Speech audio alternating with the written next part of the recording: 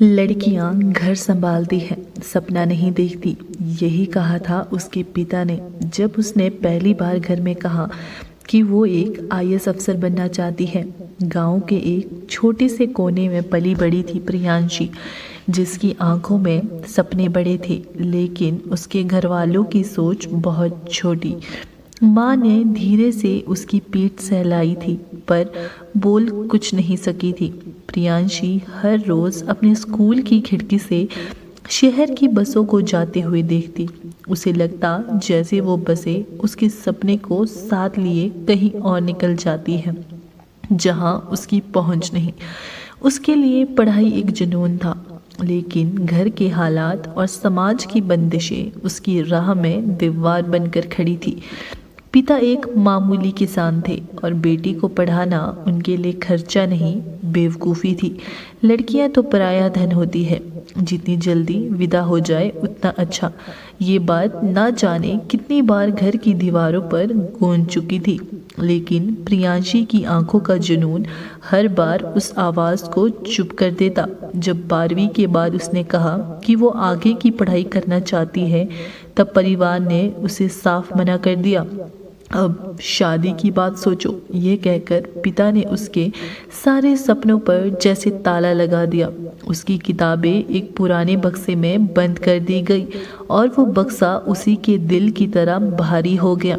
लेकिन प्रियांशी ने हार मानना सीखा ही नहीं था। उसने गांव के स्कूल में बच्चों को ट्यूशन देना शुरू किया, दिन भर घर के काम और रात में बच्चों को पढ़ाना। उसने अपने छोटे से कमरे में खुद ही अपने लिए एक कोचिंग सेंटर बना लिया। एक कोना, कुछ पुरानी किताबें और ढेर सारी उम्मीदें। कभी बिजली नहीं होती थी तो वो दिए की रोशनी में पढ़ती, कभी खाना नहीं होता था तो सूखे चने और पानी से पेट भरती।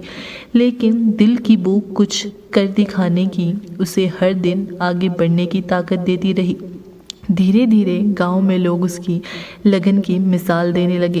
पहले जो लोग उसका मजाक उड़ाते थे, वही अब अपने बच्चों को उससे पढ़ने भेजने लगे। लेकिन घर वालों की सोच अभी भी वैसी ही थी। उन्हें लगता था कि वो सब दिखावा है और एक दिन ये जुनून वैसे ही मर जाएगा जैसे एक लड़की के बचपन के खिलौने। मगर प्रियांशी का जुनून तो जैसे लोहे में ढला हुआ था। उसने अपना फॉर्म खुद भरा, खुद तैयारी की, किसी भी कोचिंग की सहारा लिए बिना। उसका एक ही साथी था, उसका सपना, और एक ही हथियार, मेहनत। दिन, महीने, साल बीतते गए। परिवार ने कई बार उसकी शादी की बात छेड़ी, लेकिन हर बार प्रियांशी ने कोई ना कोई बहाना बना लिया। जब जब उसके हाथ कांपते थे तो वो माँ की आंखों में देखती, वहाँ चुपचाप आशीर्वाद छिपा होता था। आखिरकार एक दिन वो रिजल्ट आया। पूरा गांव टीवी के सामने था। आईएएस टॉपर प्रियांशी देवी, विलेज सारी। टीवी स्क्रीन पर जैसे गांव का नाम नहीं, बेटी का सपना चमक रहा था। लोगों की आंखें फटी की फटी रह गई और घर में सन्नाटा छा गया। पिता जो कभी उसकी किताबें जला देना चाहते थे, आज खुद गांव में मिठाई बांट रहे थे। माँ की आंखों में आंसू रुक ही नहीं रहे थे। वो आंसू गर्व के थे, अफसोस के नहीं। गांव में पहली बार किसी लड़की ने शहर जाए बिना पढ़ाई की थी। पहली बार किसी ने खुद अपनी मेहनत से इतना बड़ा मुकाम हासिल किया था। और सबसे बड़ी बात, पहली बार एक लड़की ने अपने पूरे गांव की सोच बदल दी थी। अब वही पिता जो कभी कहते थे लड़कियां सपना नहीं देखती, हर किसी से कहते फिरते हैं मेरी बेटी आईएएस है। और माँ हर दिन घर के दरवाजे पर बैठकर बाकी लड़कियों को आशीर्वाद देती है, बेटा पढ़ाई मत छोड़ना। मेरी बेटी ने भी तो यही किया था। प्रियांशी आज भी वही है, ज़मीन से जुड़ी, लेकिन नज़रें आसमान पर। वो अपने गांव में एक फ्री कोचिंग सेंटर चला रही है, जहां गरीब बच्चों को आईएएस, पीसीएस और आर्मी जैसी परीक्षाओं की तरह तैयारी करवाई जाती है, वो भी बिल्कुल मुफ्त।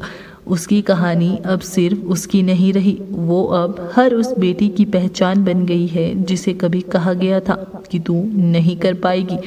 लेकिन प्रियांशी ने साबित कर दिया, जहां हिम्मत होती है वहां रास्ता खुद बन जाता है।